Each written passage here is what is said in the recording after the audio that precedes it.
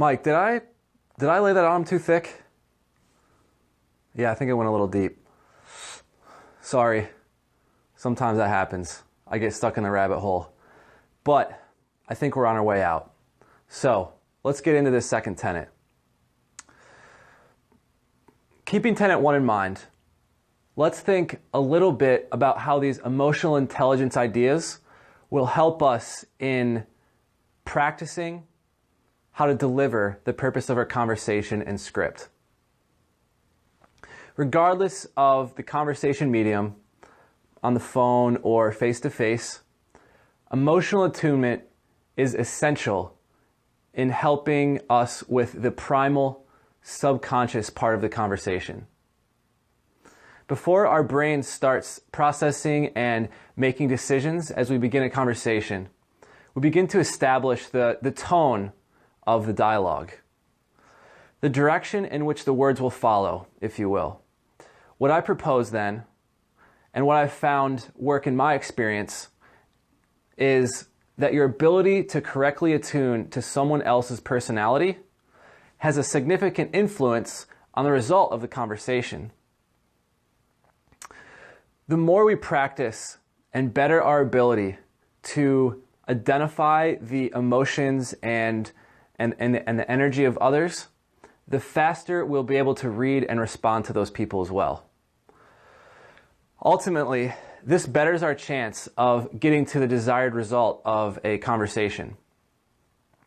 So let me give you another example. One time I had called a potential customer named Randy, and I was speaking to him over the phone. I could tell right away by the tone of Randy's voice that I wouldn't have long to keep his attention. Once I had given him the elevator pitch, he immediately asked me to send him some info via email. I agreed and I said, absolutely. And is this your address? Once I got that confirmation out of the way, I told him the actual reason for my call was to just set up a webinar with him in maybe like the next month or so. He said, yeah, that's fine. So just send me some dates in the email. Well, obviously being the closer that I try to be and wanting to get the webinar now, I said again, yes, I can definitely do that, send you an email. However, I do have availability for a webinar in just 1 month from now on March 26th. I could just pencil you in since we're talking about it right now. Do you have anything open that day? Yeah, he said. Actually, March 26th could work. Great, I say. I'll just pencil you in, and we can definitely move if needed. How does the morning work for you? And I continued the conversation and set up the webinar. In this example, I had to keep the momentum going and do it quickly. I found his interest in the elevator pitch by his hastily asking for an email. I had to use any positive energy I could, or that is, energy he puts out towards a yes with us, into a frame of words where I could basically extract that into the next step towards a webinar. That energy slowly came out through the barriers as I tried to carefully dance around them, being aware of what those barriers were through his spoken and unspoken communication. His time was rushed.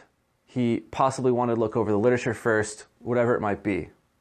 So, although there are a few things we could talk about here in this conversation that would essentially help us understand what contributes to the success of a conversation, I would like to just focus on 2 lessons here. The first is the time and quantity of words spoken between asking a question and receiving an answer gives us a significant clue as to how we should respond to them.